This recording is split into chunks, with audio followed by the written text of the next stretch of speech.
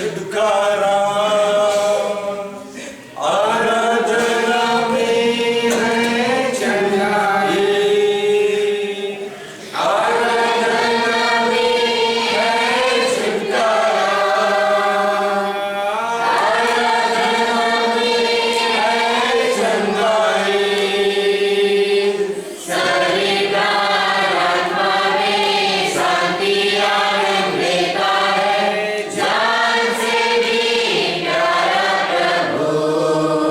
शरीर आत्मा में शांति आनंद देता है, जान से भी प्यारा प्रभु। प्रार्थना करें, आराधना करें, वो अच्छा है, कितना भला है। हालेलुया, प्रार्थना करें, आराधना करें, वो अच्छा है, कितना भला है। छुटकारा पाए हमेशा, हमेशा छुटकारा पाए हमेशा।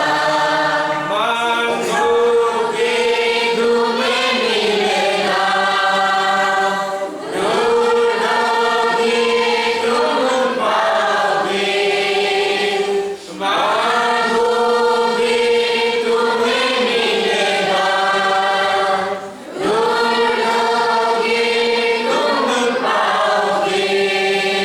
खटखटाओ खुलेगी स्वर्ग की आशीषें, पाओ तुम उससे अभी। खटखटाओ खुलेगी स्वर्ग की आशीषें, पाओ तुम उससे अभी। प्रार्थना करें, आराधना करें, वो अच्छा है, कितना भला है। हालेलुया, प्रार्थना करें, आराधना करें, वो अच्छा है, कितना भला है। छुटकारा पाए हमेशा, हमेशा छुटकारा पाए हमेशा, छुटकारा पाए हमेशा, हमेशा छुटकारा पाए हमेशा। प्रार्थना करो निरंतर, प्रार्थना करो विश्वास से, प्रार्थना करो निरंतर, प्रार्थना करो विश्वास से। जल्दी जल्दी प्रार्थना, विश्वास की प्रार्थना तोड़ती है सारे बंधन। जल्दी जल्दी प्रार्थना, विश्वास की प्रार्थना तोड़ती है सारे बंधन। प्रार्थना करें, आराधना करें, वो अच्छा है, कितना भला है। हालेलुया, प्रार्थना करें, आराधना करें, वो अच्छा है, कितना भला है। छुटकारा पाए हमेशा, हमेशा छुटकारा पाए हमेशा, छुटकारा पाए हमेशा, हमेशा छुटकारा पाए हमेशा। आइए हम लोग भाई का ताली बजाकर आज के दिन स्वागत करते हैं।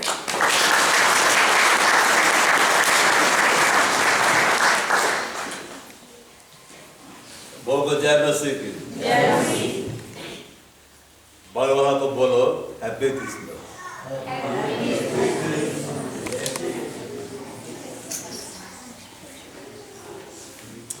आप लोग आनंदित है?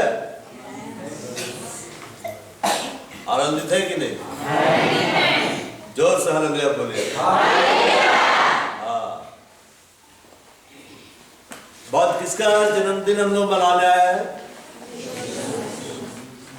किसका मनाने आया है? यीशु को नहीं ठीक से सुनाई दे रहा है। किसका बनाना है? जोर से बोले, यीशु मसीह का। हाँ, हम लोग खोलेंगे यशायाह की किताब, उसका 9वां अध्याय पद संख्या 6। ठीक है, यशायाह 9 पद संख्या 6।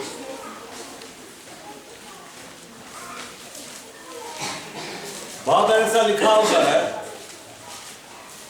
कि हमारे लिए एक बालक उत्पन्न होगा, हमें एक पुत्र दिया गया। हमें एक पुत्र क्या किया गया? दिया गया। हम आज किसका जन्मदिन मना रहे हैं? यीशु मसीह का। तो बात वैसा है, यीशु मसीह आने से पहले क्या नहीं थे? थे कि नहीं थे? फिर आप यीशु मसीह का जन्मदिन क्यों बोलते हैं? क्योंकि उसे एक नाम दिया गया। उसे क्या दिया गया? एक नाम दिया गया। उससे पहले वो क्या था? आदि में वचन था, वचन परमेश्वर के साथ था, वचन स्वयं क्या था? परमेश्वर था। उसका नाम परमेश्वर का वचन था। क्या था? परमेश्वर का वचन। और स्वर्ग में अभी उसका नाम क्या है? परमेश्वर का वचन ही। उसे यीशु का नाम इस पृथ्वी पर दिया गया। यीशु का नाम का मतलब क्या होता है? वो अपने लोगों का पापों से क्या करेगा? उद्धार करेगा। क्या करेगा? उद्धार करेगा। तो यहां पे लिखा हुआ है, थोड़ा शांत रहिए, ठीक है ना? अब बच्चों को शांत रखिए, ठीक है? हमारे एक बालक उत्पन्न होगा। किसके लिए? बोलो, हमारे लिए। हमारे का मतलब है वो हम सब के लिए, वो संपूर्ण मानव जाति के लिए। आज जो हम यहाँ पर बैठे हैं विश्वासियों की मंडली, वो हमारे लिए उत्पन्न होगा। जो उसे नहीं भी जानते उसके लिए भी वो बालक क्या होगा? उत्पन्न होगा। लिखना है, हमें एक पुत्र दिया गया। पुत्र उत्पन्न नहीं हुआ, पुत्र को क्या किया गया? दिया गया। उत्पन्न कौन हुआ? बालक। उत्पन्न कौन हुआ? बालक। पर दिया किसको गया? पुत्र को दिया गया। यीशु ने देह को क्या किया? ओढ़ दिया। इधर इधर ध्यान दीजिए। इसका उसका बाइबल में उड़के मत, ठीक है? वरना जो संदेश आपको दिया जा रहा है, आप उसकी गंभीरता को नहीं समझ पाएंगे। ज्यादा नीचे हो जा रहा है। अच्छा, ऊपर ही रखता। तो आज क्या का दिन है? आज एक आनंद का दिन है। क्या का दिन है? आनंद का दिन है। जैसे हम लोग बोलते हैं बड़ा पर्व है। कैसा पर्व है? बड़ा पर्व है, बड़ा आनंद का दिन। देखिए संसारिक लोग भी आनंद मना रहे कि नहीं?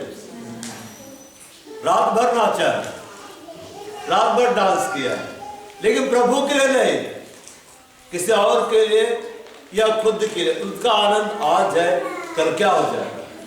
खत्म हो जाएगा। देखिए, हमारा आनंद क्या होना चाहिए? विश्वासियों का आनंद बढ़ते रहना चाहिए। तब बढ़ता जाएगा जब आप यीशु को समझिएगा। किसको समझिएगा? यीशु को समझिएगा। अगर नहीं समझेंगे तो ये आनंद सिर्फ बात के लिए, लेकिन अगर समझ जाएंगे तो ये आनंद हर दिन क्या होता जाएगा? बढ़ता जाएगा।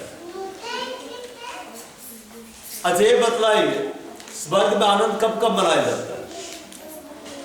एक दिन आनंद रहता है या हर दिन आनंद है वहां? क्यों हर दिन आनंद है? क्योंकि परमेश्वर खुद वहां पे है, और जितने वहां पे है सब परमेश्वर को क्या करते हैं? जानते हैं कि वो कौन है। आज परमेश्वर हमारे साथ है कि नहीं? लेकिन क्या हम आनंदित है? पौलुस ने क्या लिखा? प्रभु में सदा आनंदित रहो।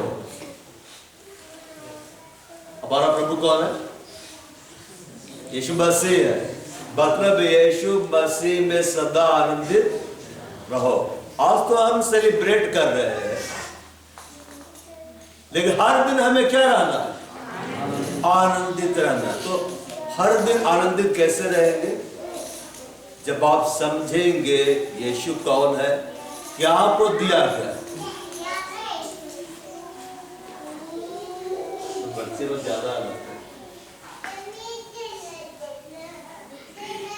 आप लोग खोलेंगे यूहन्ना 1:14। बाबा ऐसा लिखा हुआ है, और वचन क्या हुआ?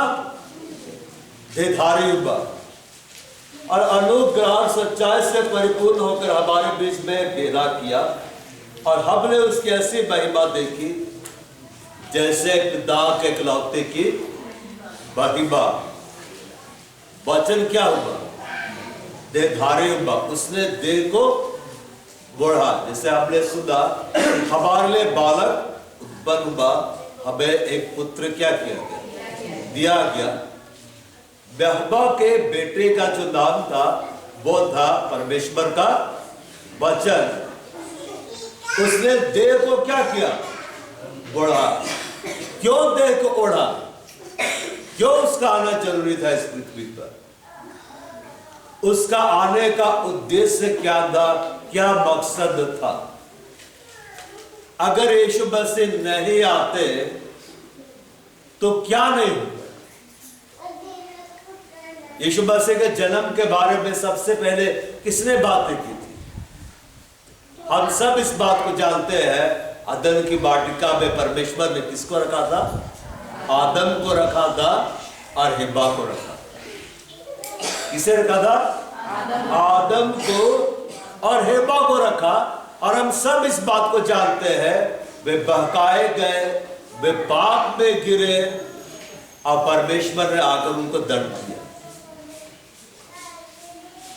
लेकिन उसी जगह परमेश्वर ने इस बात को कहा जब वो सांप से बात कर रहा था।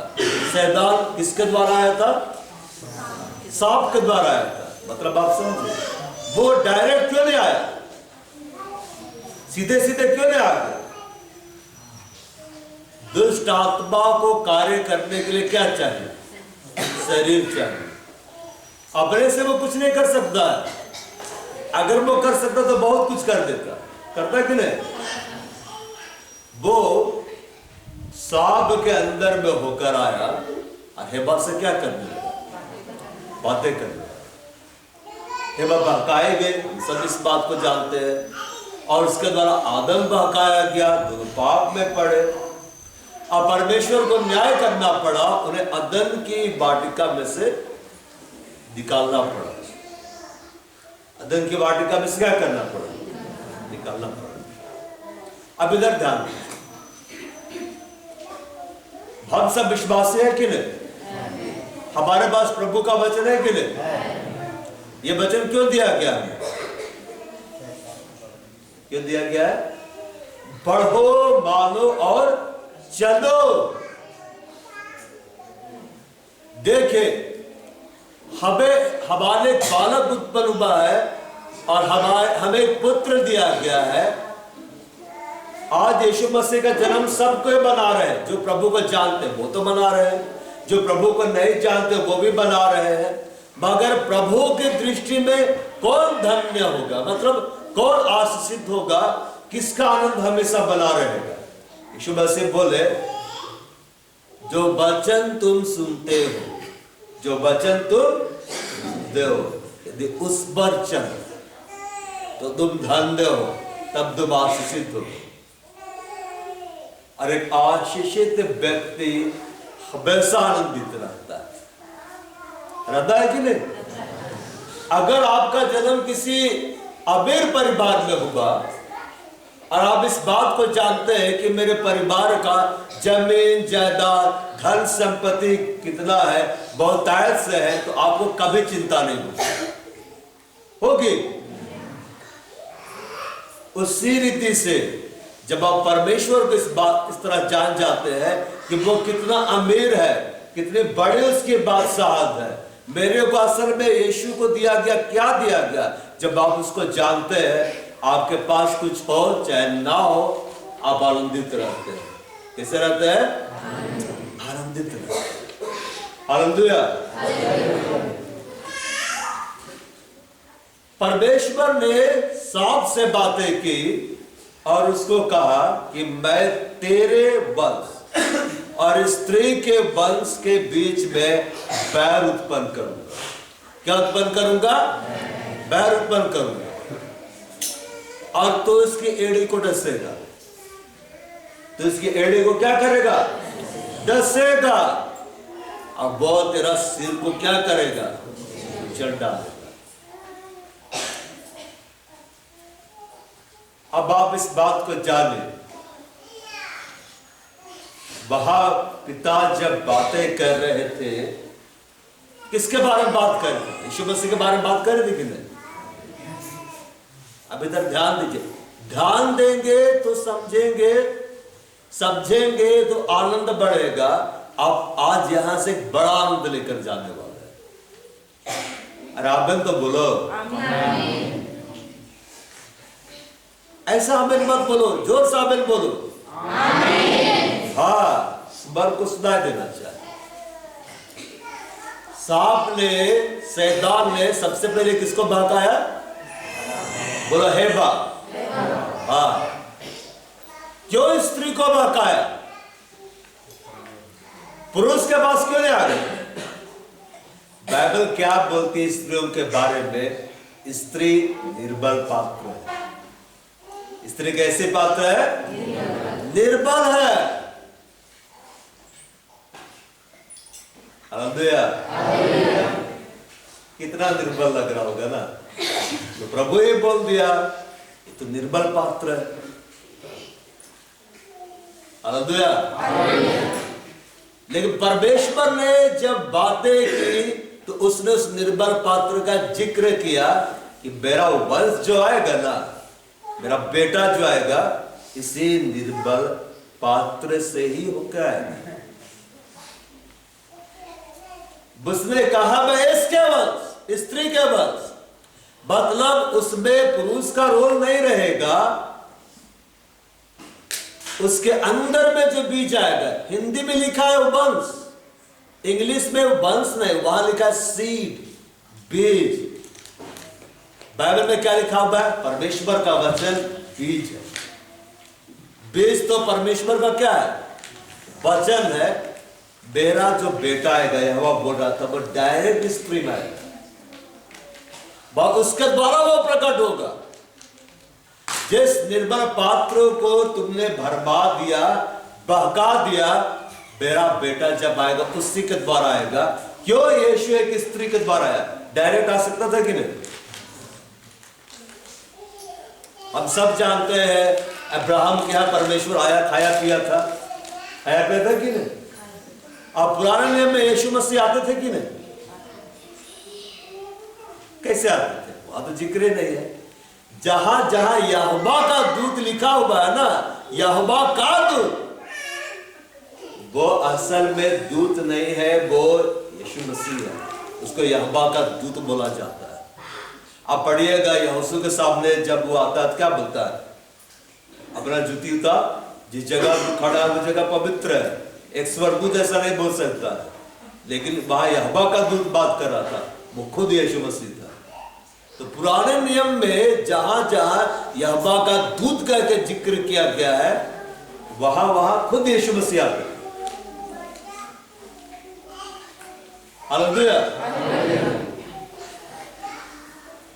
तो परमेश्वर ने जब अपने बेटे को भेजा, उसे डायरेक्ट नहीं भेजा, सीधे सीधे नहीं भेज दिया, वो सीधे आ सकता था, लेकिन ये परमेश्वर को भाया कि वो एक स्त्री के द्वारा आएगा। किसके द्वारा आएगा? स्त्री के द्वारा।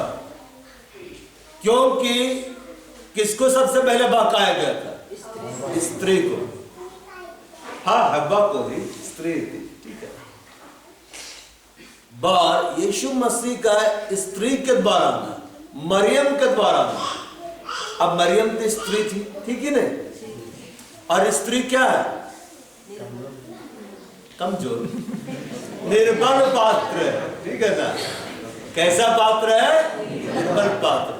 हिंदी में कमजोर नहीं बोला गया, कमजोर का मतलब होता है बीमार, है कि नहीं? अब निर्बल केवल नहीं बोला गया, निर्बल पात्र है, मतलब पुरुष भी एक पात्र है, स्त्री भी एक पात्र है, पर वो निर्बल है। वो क्या है? निर्बल। तो यीशु मसीह का एक स्त्री के द्वारा आना, आप लोग आपस में मत बतियाइए, ठीक है ना? संदेश सुनिए, ठीक है? यीशु मसीह का एक स्त्री के द्वारा आना इस बात को दिखलाया हमारे निर्बलताएं। अब ध्यान से सुनिए, परमेश्वर को काम करने से नहीं हो सकता। हालेलुया। हमारे जो निर्बलता है, कई बार लगता है ना बहुत निर्बल है, मैं बहुत कमजोर हूं, मुझे तो कुछ आता ही नहीं। ये सब परमेश्वर को काम करने से रोक नहीं सकता। बाइबल में लिखा हुआ है, वो जो ठानता है उससे करता है। जब वो हाथ उठा देता है उसको कोई भी झुका नहीं सकता। तो आज जब हम यीशु मसीह का जन्मदिन बना रहे हैं, वो जो एक स्त्री के द्वारा आया, हमें इस बात को समझना चाहिए, वह चाहे कितना भी निर्बल हो, लेकिन वो अगर ठान दिया है मेरे जीवन में कुछ करने का, वो करके ही रहे, उसको कोई रोक नहीं सकता है। इसलिए बार बार अपने निर्बलताओं को लेकर रोते नहीं रहना है। कई बार में बहुत रोते हैं ना प्रभु के सामने, मैं तो निर्बल हूं, मुझे तो प्रार्थना पे नहीं आता, मुझे तो ये नहीं आता, मुझे वो नहीं आता है। बाइबल में क्या लिखा है? जो निर्बल हो उसको क्या बोलना है? क्या बोलना है? हाँ, मैं बलवान हूं, प्रभु में मैं क्या हूं? बलवान हूं। जो निर्बल है वो क्या कहे?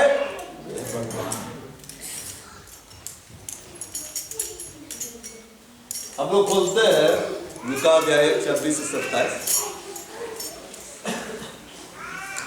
बाबा ऐसा लिखा हुआ है, 6वें महीने में परमेश्वर की ओर से जिब्राइल स्वर्गदूत गलील के नासरत नगर में कुमारी के पास भेजा गया, जिसके बंगले यूसुफ नामक दाऊद के घराने की पुरुष से हुई थी। उस कुमारी का नाम मरियम था। स्वर्गदूत ने उसके पास भीतर आकर कहा, आनंद और जय तेरी हो, इस पर ईश्वर का अनुग्रह हुआ है, प्रभु तेरे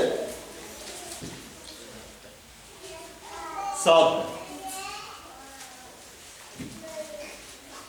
परमेश्वर ने जिब्राइल स्वर्गदूत को भेजा। अब इधर देखिए, जिब्राइल हिंदी में है, इंग्लिश में गाब्रियल है। परमेश्वर ने अपने खास स्वर्गदूत को, जिब्राइल को, गाब्रियल को मरियम के पास भेजा। मरियम क्या थी? कुमारी थी। बोलो कुमारी। कुमारी का मतलब यह है कि उसका संबंध, शारीरिक संबंध जो विवाह के बाद एक पति और पत्नी का बनता है, वो नहीं बना था। जब बना ही नहीं तो संतान कहां से आएगा? आ सकता है? नहीं। बस मंगनी हुआ था। क्या हुआ था? मंगनी हुआ था। और स्वर्गदूत ने उसके पास भीतर आकर कहा, आनंद और जय तेरी हो। हिंदी में क्या लिखा? आनंद और जय तेरी हो। इंग्लिश में ऐसा नहीं है। जो उसका ओरिजिनल अनुवाद है उसमें इस तरह से नहीं बोला गया है। वहां यह है, उसने उसका अभिवादन किया और कहा, तेरे ऊपर बहुत बड़ी कृपा हुई है। कैसी कृपा हुई है? बहुत बड़ी कृपा हुई है। तो इस स्त्रियों में क्या है? धन्य है। स्त्रियों में क्या है? धन्य है। परमेश्वर ने एक कुमारी को चुना। किसे चुना? एक कुमारी को चुना, जिसका संबंध अभी किसी पुरुष के साथ नहीं हुआ है। और हम सब इस बात को जानते हैं कि जब उसने परमेश्वर के संदेश को ग्रहण किया और बोला, देख मैं प्रभु की दासी हूं, तेरे वचन के अनुसार मेरे लिए हो, यीशु उसके अंदर में आ गया। और हम इस बात को पढ़ते हैं, वो गर्भवती हो गए। क्या हो गए? गर्भवती हो गए। हालेलुया। ये सबसे बड़ा मिरेकल है, ये सबसे बड़ा आश्चर्य कर्म है हमारे। एक कुंवारी स्त्री प्रेग्नेंट नहीं हो सकती है। दोबारा बात, एक कुंवारी स्त्री संतान को जन्म नहीं दे सकती है, लेकिन ऐसा हुआ। स्वर्गदूत ने कहा, मरियम ने जब पूछा कि ये कैसे होगा, उसने कहा पवित्र आत्मा तुझ पर उतरेगा, परम प्रधान के सागर तुझ पर छाया करेगी। पवित्र जो उत्पन्न होने वाला है, परमेश्वर का क्या करना है? बेटा कहलाएगा। अब इधर ध्यान दो, मरियम कौन थी उस समय? एक स्त्री, एक निर्बल पात्र, एक कुंवारी स्त्री। लेकिन मरियम कौन थे? एक धर्मी स्त्री भी थी। उसने अपने आप को संसार से अलग रखा था, पर परमेश्वर की दृष्टि में धर्मी जीवन जीने वाले, पवित्र जीवन जीने वाले, खरा चाल चलने वाले। अब यीशु उसके अंदर में क्या हो गया? आ गया। हालेलुया। अब यीशु मसीह आने से पहले क्या थे? आने से पहले क्या था? बोलो परमेश्वर। अब परमेश्वर कितना बड़ा है पता है ना? पता है हमें।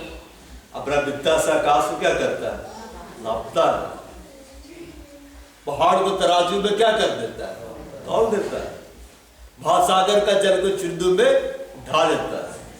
और यीशु मसीह बोले पिता में तो एक है, मतलब यीशु मसीह आने से पहले भी वो इसी तरह से थे। पिता में एक है, पिता में एक है। अब उतना बड़ा परमेश्वर जो स्वर्ग में नहीं समाता है, जरा सोचे, यह स्वर्ग में नहीं समाता है, यीशु समा जाएंगे? दोनों तो एक ही है। तो सुलेमान ने उसके बारे में कहा, तू जो सबसे ऊंचे स्वर्ग में भी नहीं समाता है, वो एक स्त्री का गर्भ में कैसे समा जाएगा? कैसे समा जाएगा?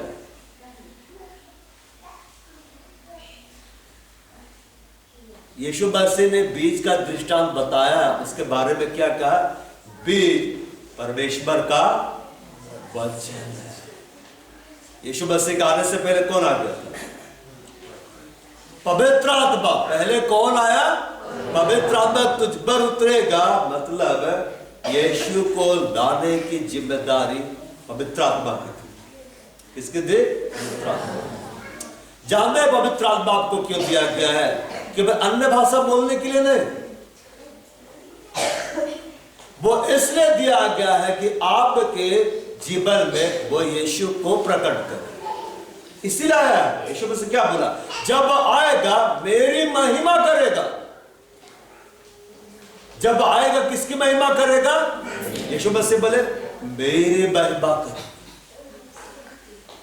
यीशु मसीह परमेश्वर था, आदि में वचन था, वचन परमेश्वर के साथ था, वचन स्वयं परमेश्वर था।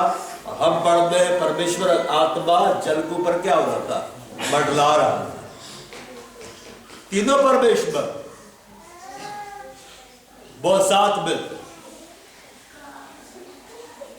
बाइबल में लिखा हुआ है फिलिपियों की किताब में। अब बस सुनो केवल, ठीक है ना? जब जरूरत पड़ेगा मैं बाइबल खुलवाऊंगा। जिसने परमेश्वर के स्वरूप में होकर भी